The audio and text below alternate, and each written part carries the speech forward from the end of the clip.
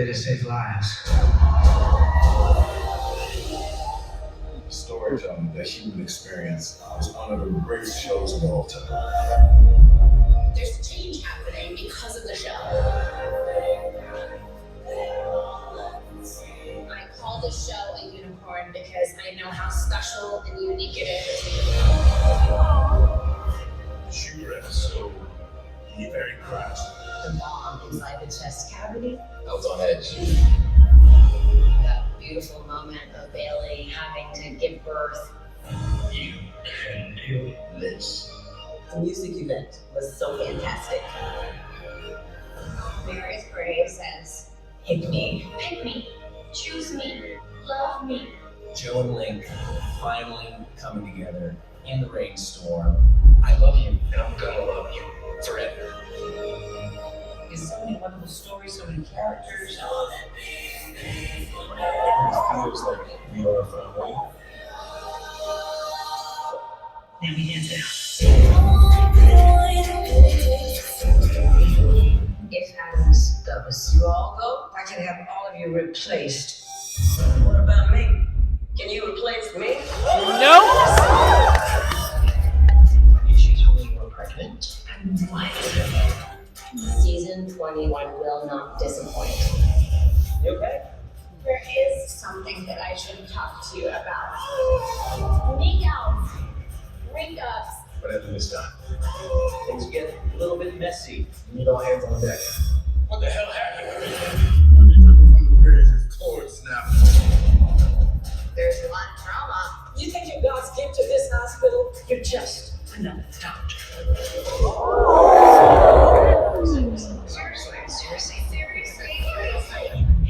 Seriously.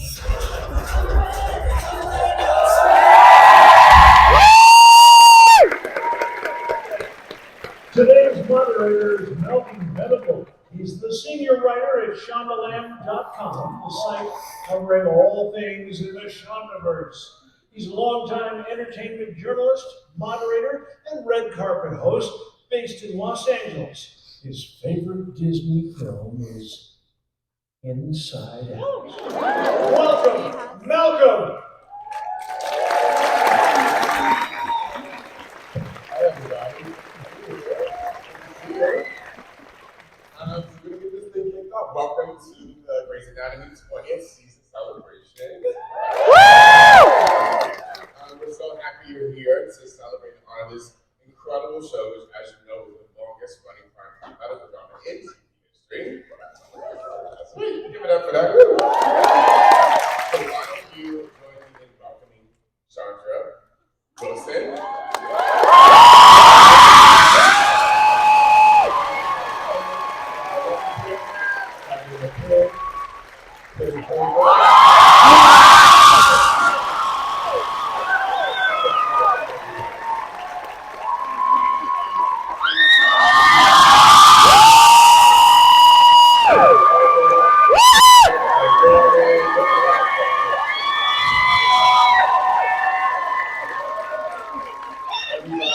Welcome and congratulations on 20 seasons, going into 21 seasons.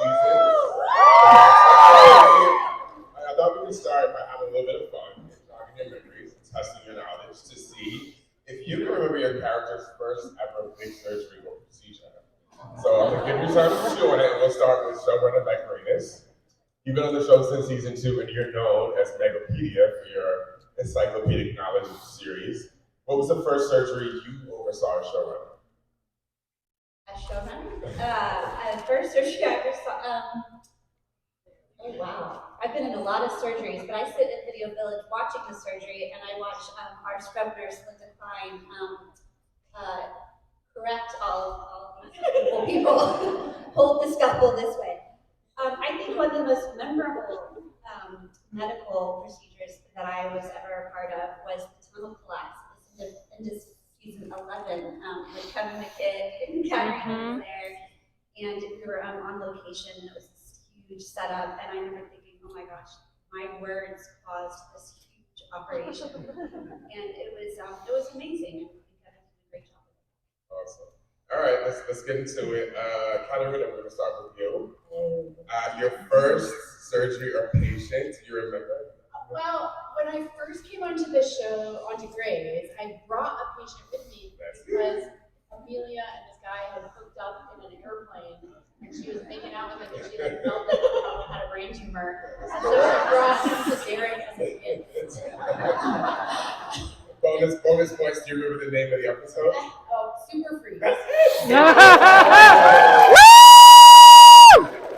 right, Chandra Wilson. This should be easy, guys. I mean, you've been here since day one,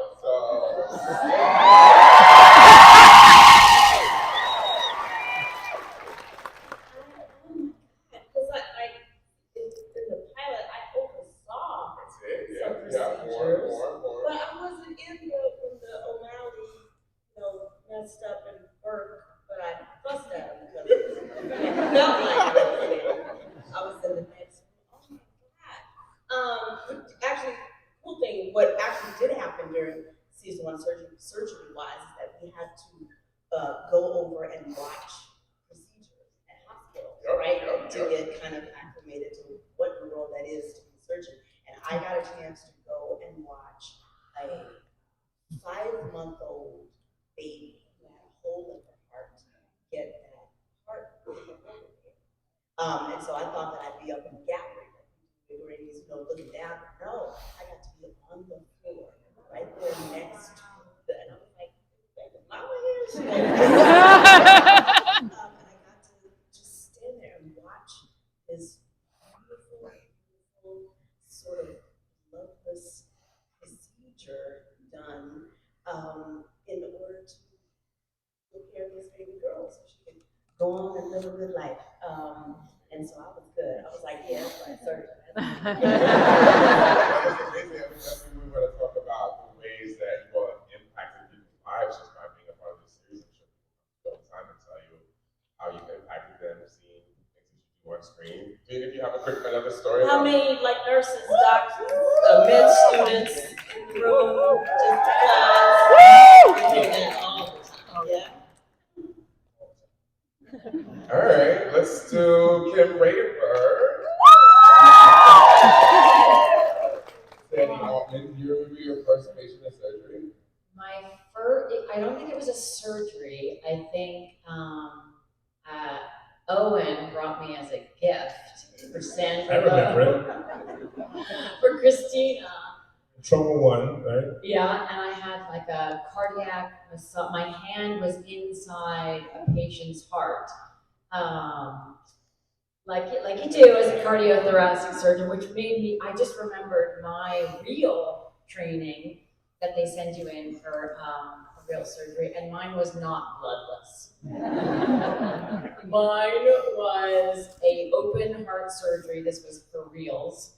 And same sort of thing, thought I would be sort of on the side, but they were like, no, step on up. And they had me standing above the patient's head to see into the chest cavity. And I kept remembering, like, oh boy, I hope I don't faint in this one. That just goes down. And at one point, I did really well until they do the cauterizing of the skin. And then when that smell came up, I sort of said, I think I need to lean against the wall so I don't faint. And so then that was the world that I went into with the cardiothoracic surgeries at Teddy. But so my first one was season 6. Yeah, in Trauma 1. You were called a cardiac That from Christina Yang? Yeah, you brought me a goddess. Let's do Mr. Jason George. Remember your first person, patient, incident? Well, because Ben was an anesthesiologist, he was the gas man, correct? So, And look who's back, by the way.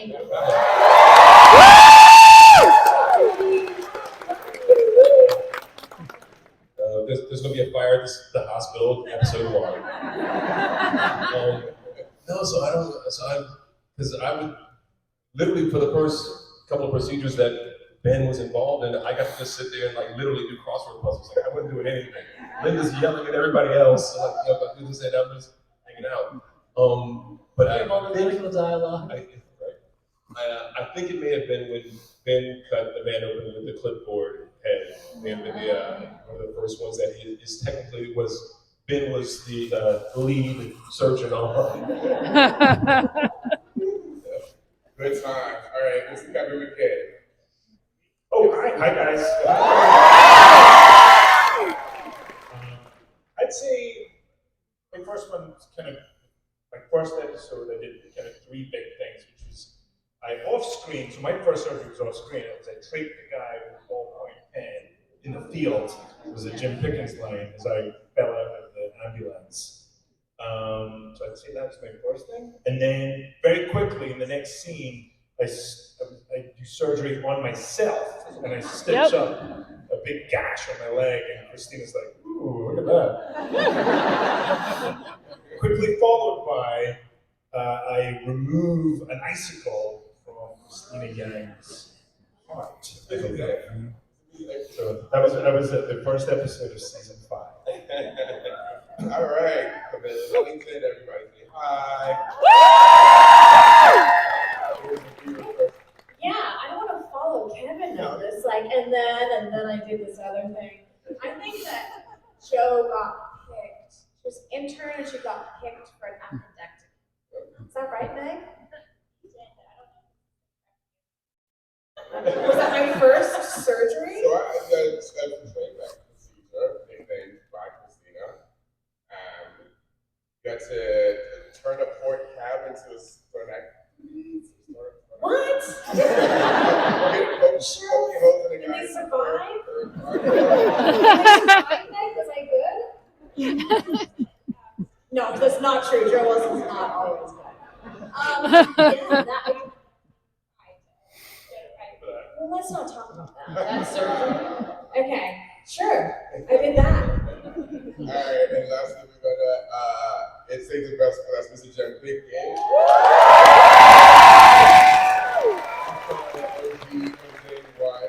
Episode 1, A Hard Day's Night. Yeah. Remember your first patient procedure? Man, I can't remember what I had for breakfast. I do remember, man. I know it was the appendectomy. Was that the one with Chandra with Isaiah and TR? Were you standing in there? I think I was standing in there. All right. Because Isaiah Burke's character tells TR, Right, tells get George, you never give a patient's family a positive review. Right. You know, we had that one, and I think we also had the one where the train wreck. Was that the one? They were impaled. Bruce Young's character, they were impaled. The pole, and then they had to, they're facing each other, and they have to make a decision on who's gonna live, basically, and stuff. And I was just kind of overseeing and say, yeah, well, okay, it's up to y'all. Well, I think something like that. Very, very busy tape. But just, yeah. Chandra, a minute ago you were saying, alluding to the sort of impact the show has had. I'm curious for all of you, what sort of line do people come up, if it's you in the street or while you're on vacation or whatever, what line do people come up and say to you the most?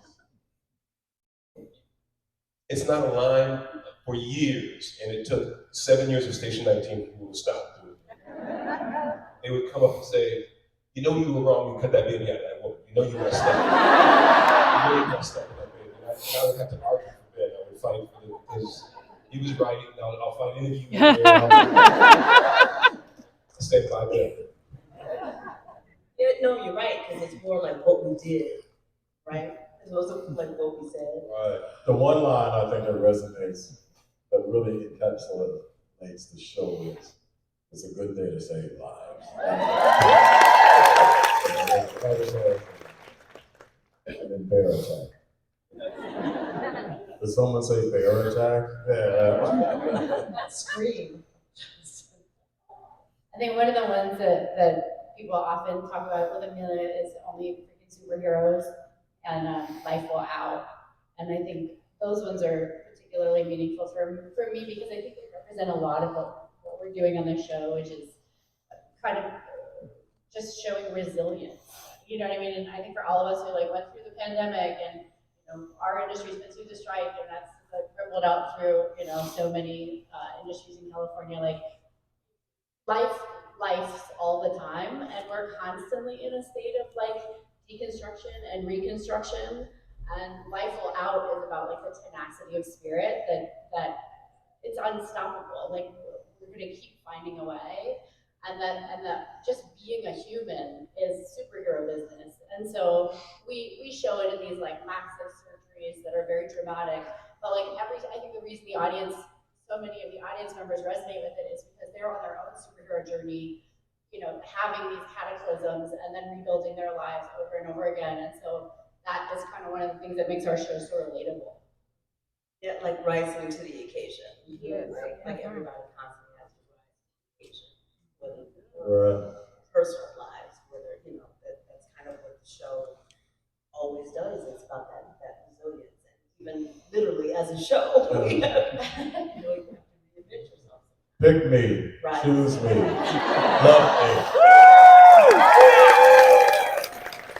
I wish I had said that line. I really- We choose you, Jim. And then it's messy. I think the thing that Shonda Rhimes is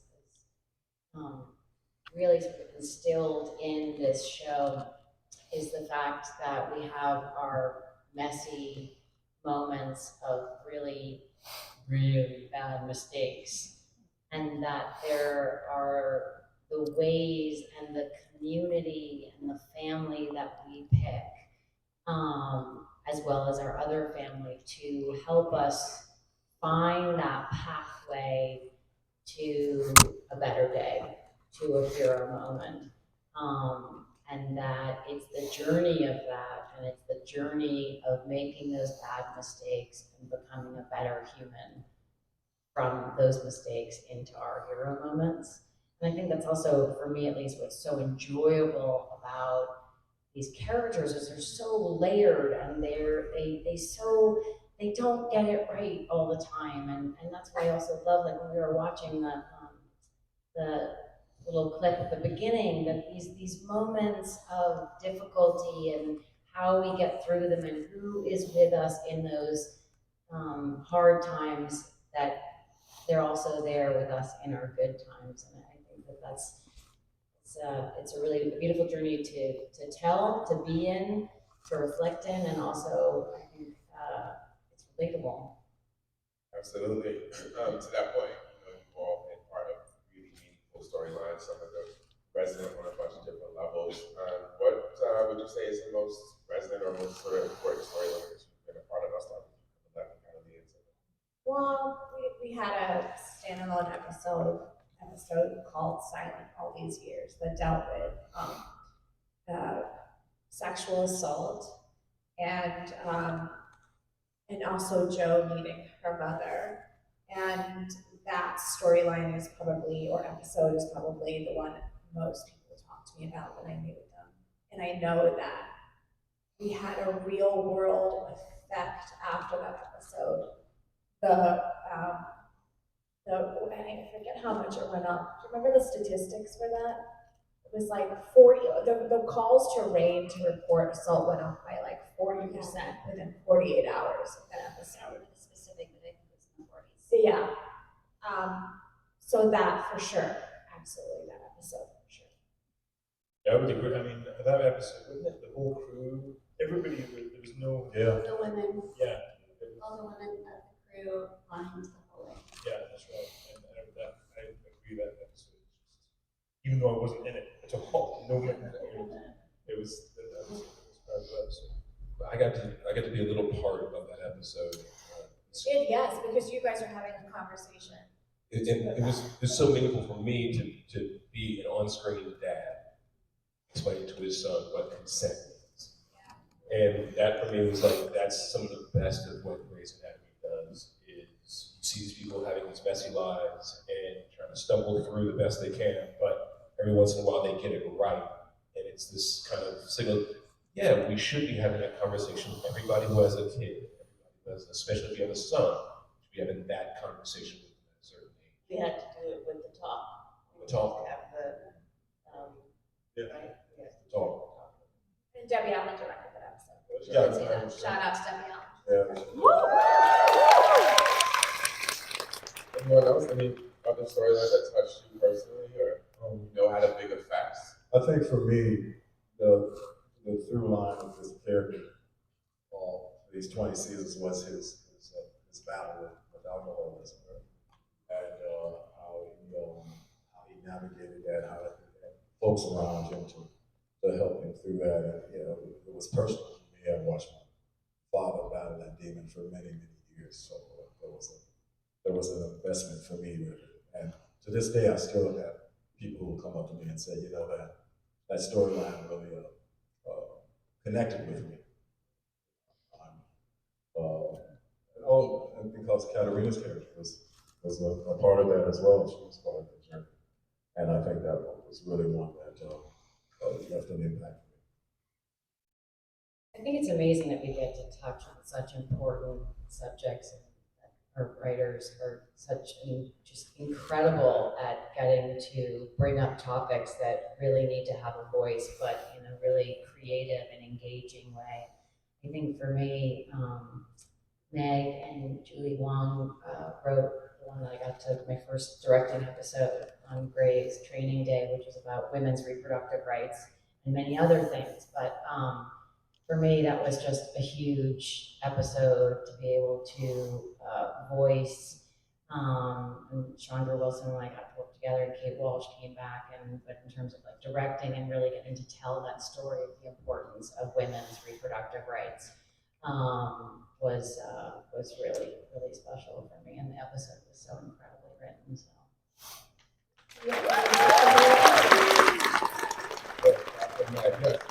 Now, Meg, I would ask you, you've been part of the show since season 2, very long time, and worked your way up from writer's assistant, producer, and now you're running the show. Shout out to you.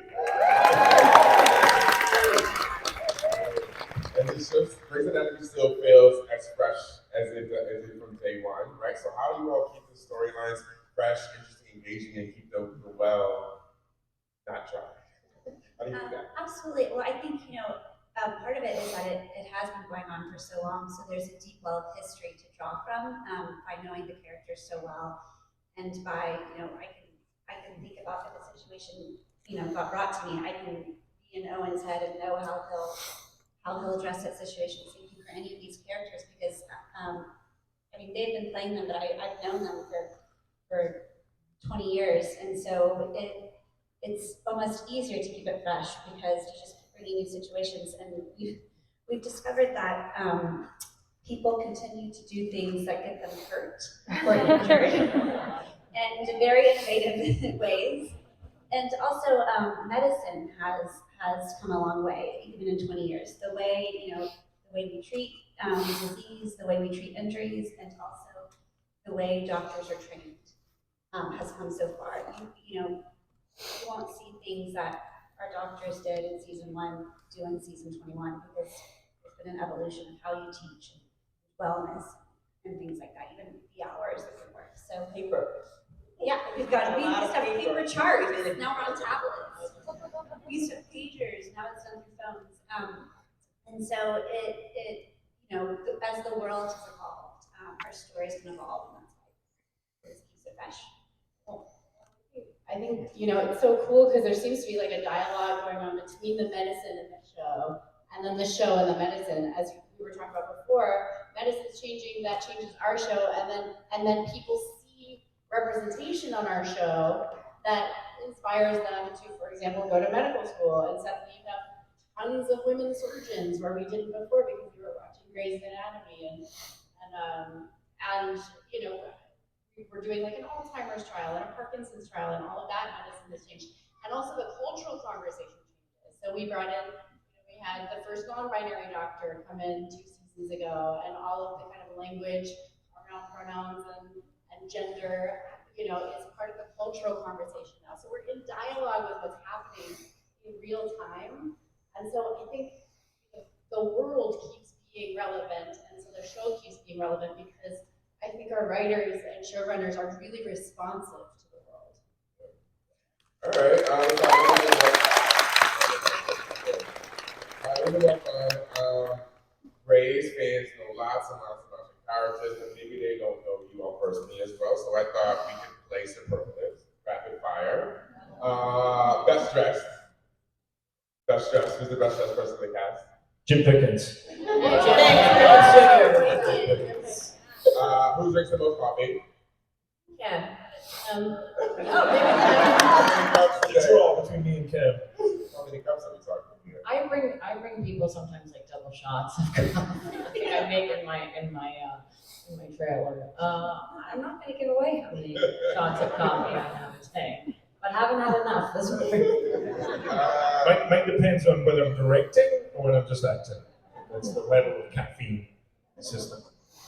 I once gave Kevin too much coffee one time. I was like, that coffee's not good. You gotta try this one. Whoa! What was in there? Class panel, who's most likely to have everybody cracking up with that? Class panel. Right, still? You guys are all that serious all the time? Everybody's cracking up? I hear Camilla's laugh from all the way across. It is, I can laugh a lot. Camilla's the best. Yeah, Camilla's laugh. Yeah, it's bad, it's bad. Although Kim Raver, she cracks up quite a lot. Kim, She are you loses it kidding? on You set. crack up all the time. If I'm really tired, like last night we were shooting late and I could start, I don't know what happens. It's like I start to feel the giggles coming. And Kevin was directing and the crew, they were not having any, they were tired. So, and I was like, oh no. And I had to say something to a patient that was not good and I was like, oh no, it's starting. And I was like hanging an IV bag and I was like, oh no. And I looked over at Kevin, he's like, no. Don't do I it. was like, oh, bit the side of my cheek, but yeah, I can let it go, and then I can't stop laughing. Oh, Camilla's really funny though too. She's got the best laugh. Yeah, totally. She's got the best When laugh. we're all together shooting too, like the big group scenes, it's terrible. We're so bad at We that. gotta hear the laugh now. You replicate it. Like you said, she's the best laugh, but when you hear it, Oh, you don't know. We're like deep down in the belly. Yes. It's like it's explosive in the warmest, most cheerful, and jolly way. Like Santa. All right, just a few more. Who gives the best advice? Chandra Logan.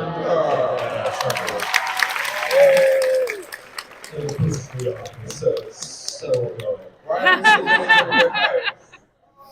Outside looking in is real, nice perspective. What are some of the best advice? What good advice that you got? Heard or say? I'm trying to think of a particular moment because she says outsider looking in, and she's not an outsider, but she does give perspective, and that's her superpower is that she can get above it, break it down in a way that. I remember there was a friend of ours who was having trouble adjusting to being a series regular on the show, and she just said maybe he's not a series regular guy. And it was as simple as maybe this isn't for you. Yeah. And when somebody says it to you so simply, you go, oh, maybe not. And perspective. But I'll also say, I mean, Chandra's given me incredible like life wisdom advice, and then also Chandra like knows her about everything. Like she understands.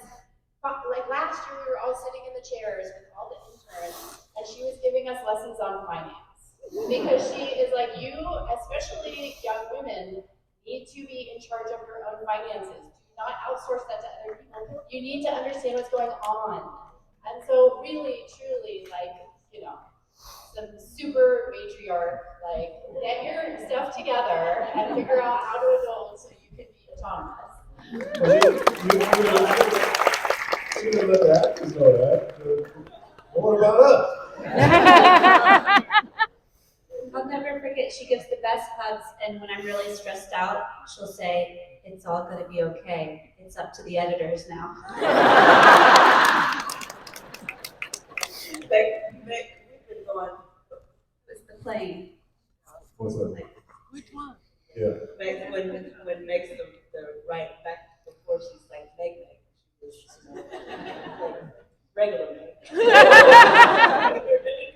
She would, This is Superman. directing, sometimes she would get, I don't know, Mhm. I can trust my dad. I know we have. No. I feel like we don't have it. I feel like, man, we got it. And so I still say that to her. Like she'll come up to me, say, "Oh no, we have it. We have it."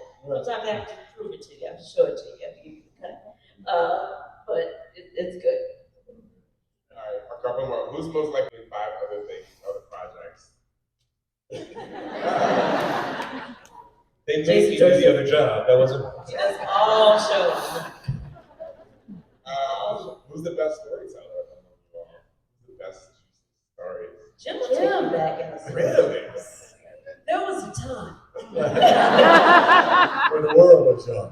I want Jim to read me bedtime stories.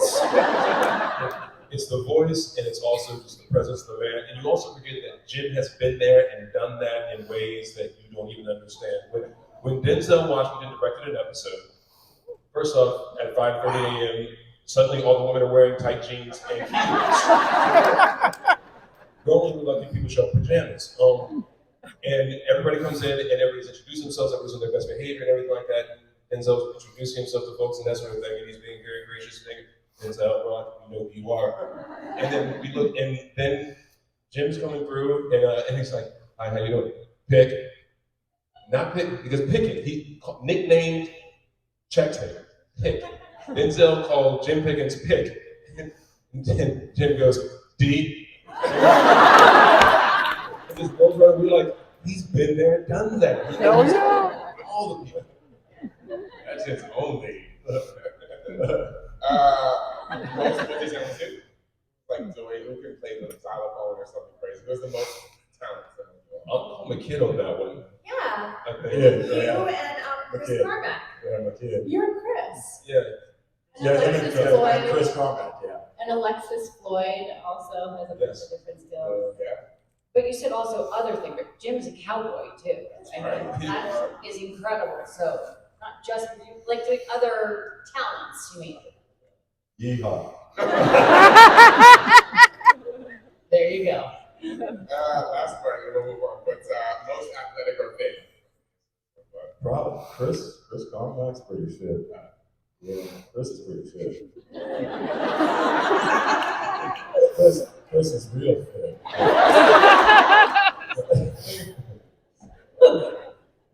Well, you know, when Kevin first came on the show, the first time I seen Kevin was on a series called Rome.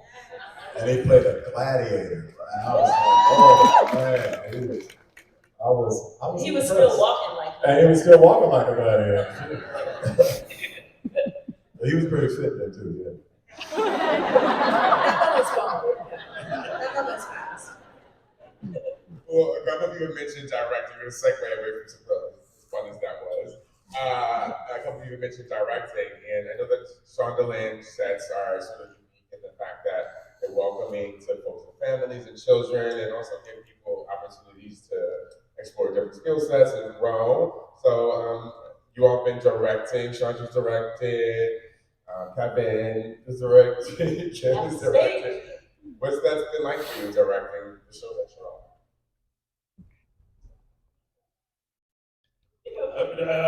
It's great. I mean, I'm directing just now, actually. I'm directing the show at the moment, so we're filming quite late last night. It's a huge, every day I get to do it, I still can't believe somebody entrusted me to be a director. Have you directed the most episodes at this Directing point? the most. 40. How crazy. Yeah, I mentioned 42. Ooh. It's my 42nd episode.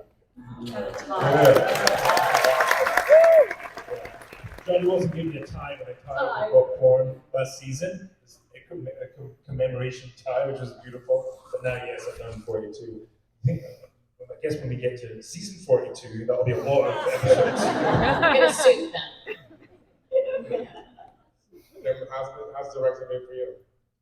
Me? Yes. Oh, I think there's this, look, Shondaland is this incredible place where it's, in the medical world, there's this C1, B1, or C1, do one, right? And I kind of took that C1, B1. Whereas in our crew, we have such an incredible, diverse, in every way. I came up in the business where there's a lot of men, which is great. Love all of you, but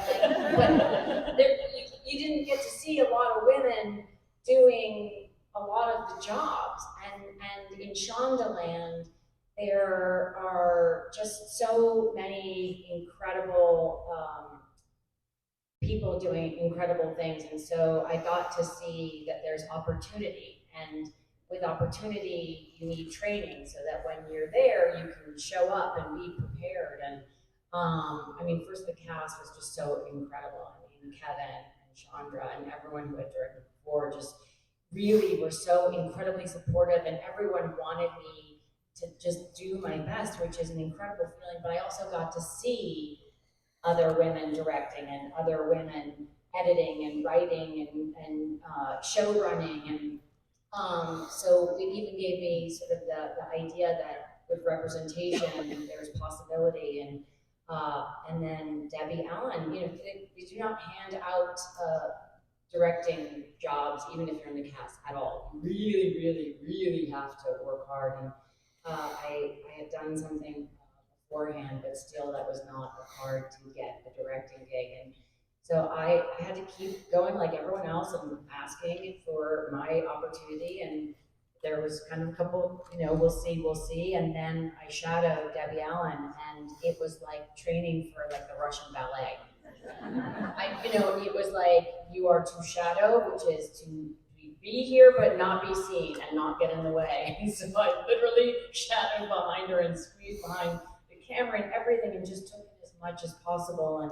And then I was given the opportunity to direct this incredible episode, which, and again, to Shondaland, it could have been just a sort of small little pocket episode, but it was a huge episode with, like 4 stunts and a huge subject matter. And again, Chandra was so gracious, and so was Kevin. And Chandra gave me like all these notes and all these things that she has been, able to, like, the important things to remember. And I just really had the time of my life, and I absolutely loved it. And I felt really well prepared and so incredibly supported. So I loved it. What was the opportunity came in season 6. In season 4, Shonda and Robert Korn, who was one of our executive producers at the time, said to me that I should direct. I didn't know what that meant, so I said yes. Because up until that point, I watched the show just like everybody else. Sunday night or Thursday, I was always surprised by what I saw. I never knew where the cameras were. I didn't pay any attention to it whatsoever. So now I had to start paying attention. I had to go find out where the village was, where all these things that people are looking at. And so that's where the lesson began. So the opportunity finally came to me in season 6. It was time to do an episode, and it was all centered on Derek Shepherd.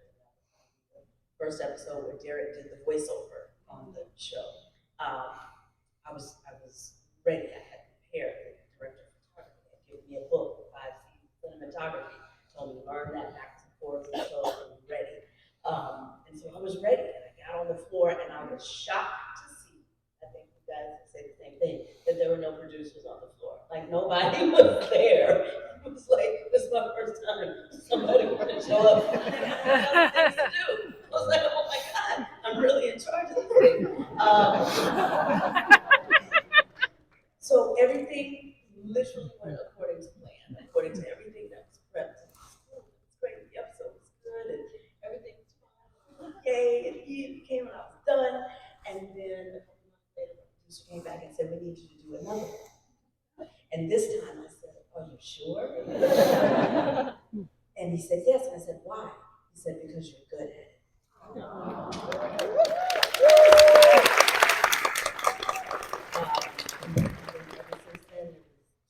It's the season, except for COVID season, that I've done. So now I think I just did my 24th or something like that. Then Kevin got greedy when he started directing. Season. What if, Kim? Whatever. I was the first that started it.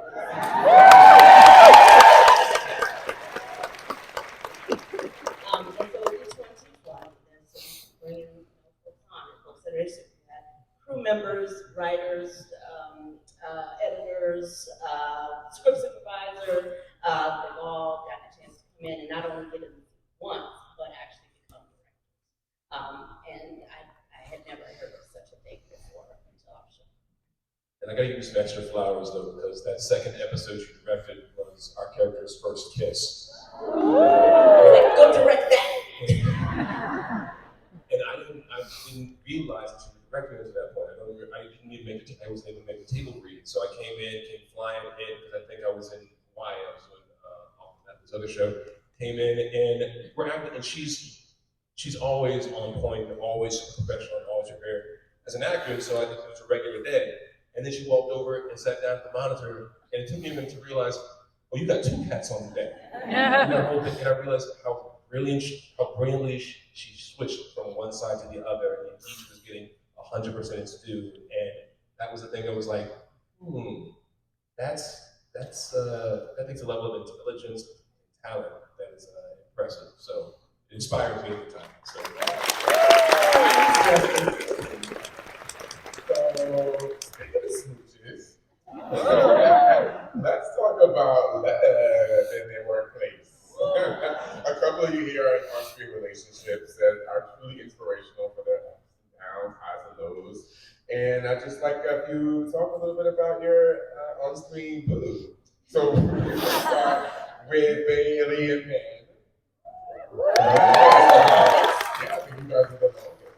What would you say that your relationship means or conveys, or the symbolism of it, and the importance of it? It's all the ebbs and the flows and the decision to stay together. I think that's really right. it's a choice. Yeah. I mean, that's the thing. I mean, it's the remembering that it's a decision you make every day. And so it's not you didn't make it. You set vows and then you're done. So my favorite parts are the Ben and Bailey super bad at each other, just beyond belief, but nobody's going anywhere. Yeah. And the way they laid that down to me is an example to everybody. Like, no, we're going to keep hammering this out until we get it right, because that's a given. Because I know what I love about you, and I know what you love about me, and that's worth fighting for. That's the part that that just a long-standing couple of color on television.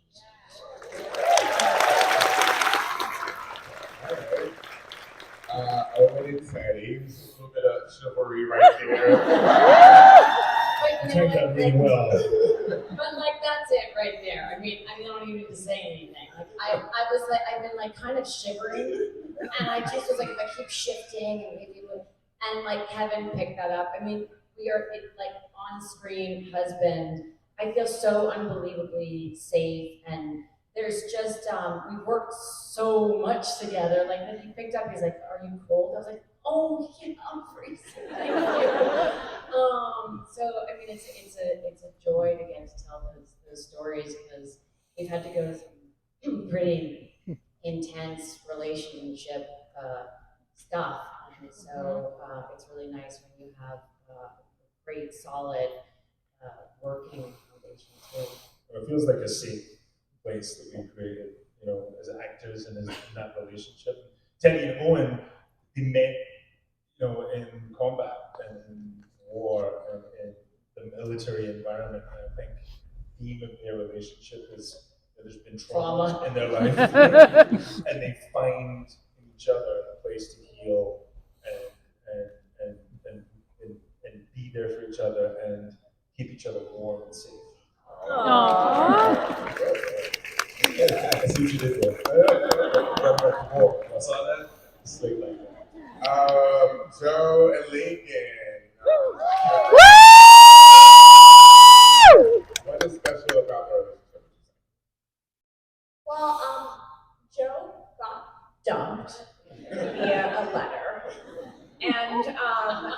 and so I really wanted the next.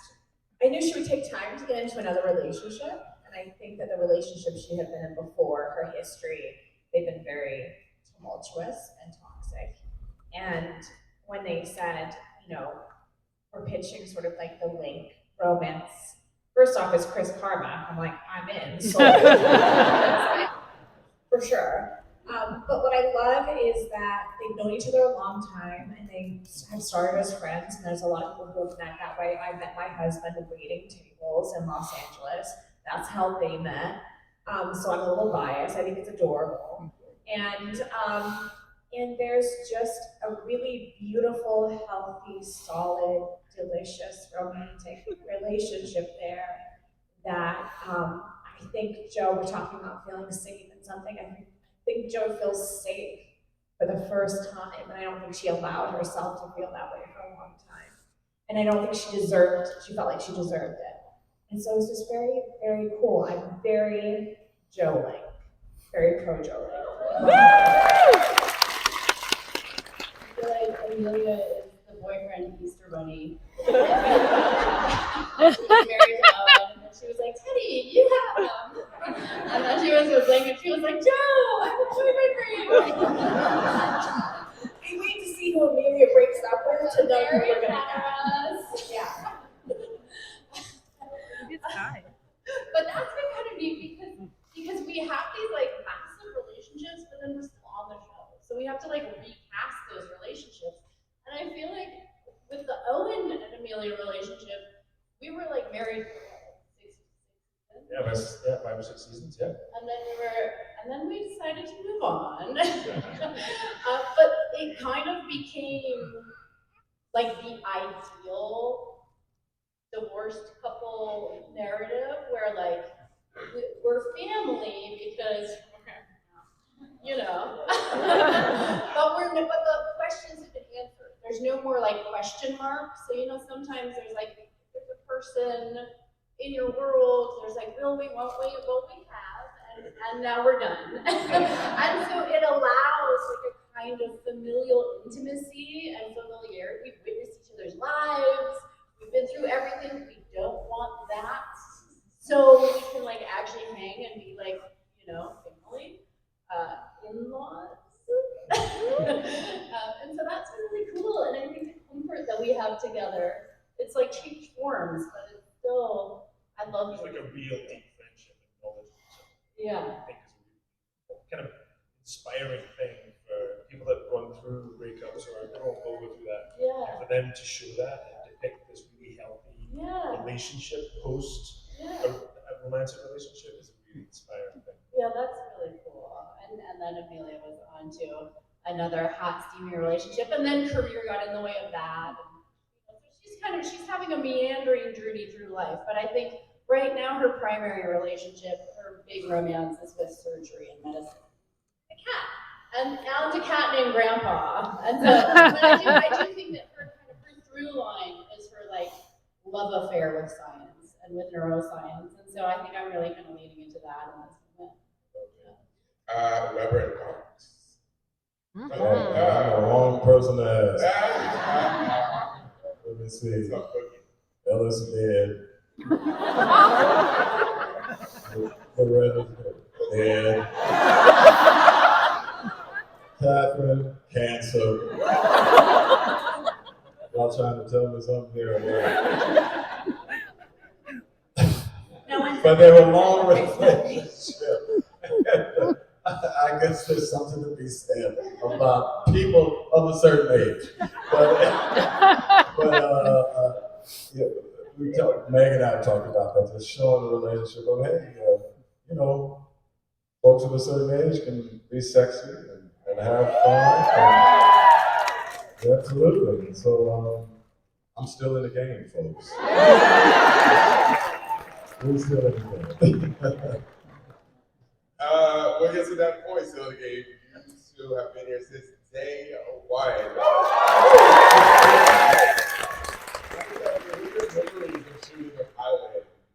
Think it would go this far? Oh, well, of course, no. Like, never expect anything past the pilot. I was just like, I was like, ooh, baby, get my credit card. And then, you move on. But my first day on Grace was the day that I gave the I Have 5 Rules speech. And I had met many of the babies. They, didn't meet me until we showed up and did that rehearsal and gave that speech. and yeah, that's just kind of how the whole thing started. So I remember that the pilot, we had like 15 days work, and then we went to Seattle and did a couple of days there. And then I think we found out at the upfront that we did get picked up, but not good. It was going to be mid-season. And so that meant that instead of going to work in July or August, we didn't go until October. Yeah. And so we showed up, we went to work, we worked October, November, and then in December, they said, we're gonna take a break. We need to make a tonal shift or something. So I was like, okay, it must be over. And then, but we came back January, February, March, and we finished the day after Easter, which was March 27th, but Easter Sunday is when we first aired. We didn't have an air date. All the other shows that came on that season did. Lost, Desperate Housewives, they all had air dates. We didn't. We went in for Boston Legal, which was on at the time, and they went on hiatus for 4 weeks. So they gave us 4 shows. They said, well, Boston Legal's on hiatus. Your first 4 shows will air. We didn't be done. So we did the 4. Our ratings were a little better than Boston Legal after Desperate Housewives, so they let us do the other 4, which meant that we ended on Kate Walsh coming in, on Sleep with My Husband. Just happened to go, right? And then they played like right away that summer, that took us to season 2. And that's how we got an air date, because we didn't have one, which I like this, so. I had just come off of a show, I'd done a show for NBC, aired 15 episodes, and we were out. I got a call from my manager. So they got this doctor show. They want to see you. I said, oh, doctor, okay. But I was looking for a gig. I needed some work. And so I went in and met with everybody. And I remember the audition was the speech that basically opens the show, when he opens up the operating arena and all of the babies, as Chandra so lovingly calls them, come in. And we basically are now introduced to this world. And that was my speech. That was the audition piece. So I did it, and they called me back and said, oh, well, they want you to meet with the producers. I said, okay. So I go in, and I notice when I'm sitting there, there's the usual suspects that you see at auditions. I was the only one there. I said, oh, okay, this is interesting. And I went in, and at that time, Peter Horton was one of our producers, and Shonda was there, and Betsy, and Jim Perriott. And so I read the scene over with Disney, and they said, okay, can you step out for a minute? So I started packing my bag. I said, well, that's it. And they said, can you come back in? I'll never forget, Shonda came out, and she just gave me, she said, I want you to do it again, I want to give you a note. I said, okay, so I did it again. And I went back out, and I came back in. And Peter Horton was sitting there, and he said, well, Jim, what are you doing for the next 5 years? And that was basically how I got the show. And then Chandra was saying, all these machinations occurred, and then we had a dinner one evening after the pilot had aired. And Jim Perriott, who was one of our executive producers, he came on to me and he said, Jim, I'm going to tell you something. He said, you watch. He said, this show is going to hit like nothing no one has ever seen. I said, how can you tell? He said, I just know. He said, I just know. And he was very prophetic, and our lives have never been the same.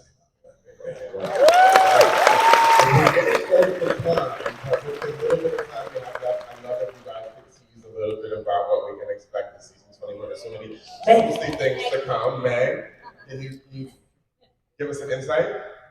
Well, my favorite thing to do is to tie up our characters in the messiest knot possible in a finale, which I feel like we did pretty successfully. We have doctors who do not have jobs, and we pick up pretty close to where we ended after the finale, and we're going to see how and if those doctors get their jobs back, as well as we'll see how Ben gets back into the fold. It's not going to be a super easy journey for him, but we're excited to have him back at around Grace Sloan. We're always going to have some fun relationships that kicks off right in the season premiere. We're going to have some very fun event medical very Grey's Anatomy shocking moments, and I think you're gonna be happy.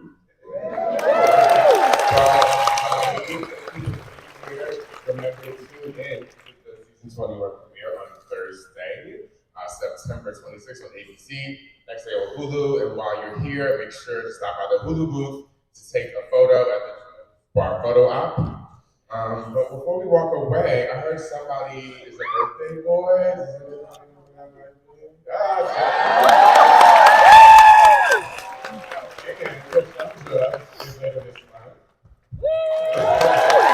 So, as we say goodbye, and remember to tune in on Thursday, September 26th on ABC, and then next day on Hulu. As we say goodbye, why don't we give them a little happy birthday song? Should we do that? Should we say happy birthday? Happy birthday to you. Happy birthday to you. Happy birthday, dear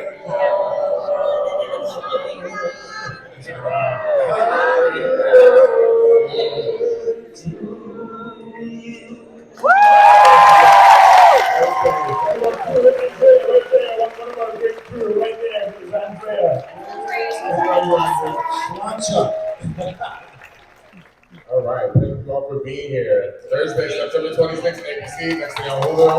Don't forget to stop by Show's Farm for a photo op.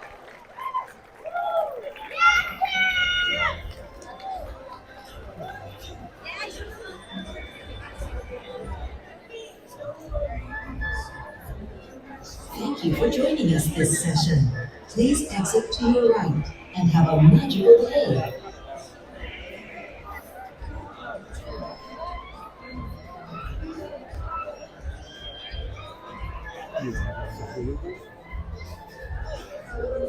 Yeah, it's on my list of things that I want to do.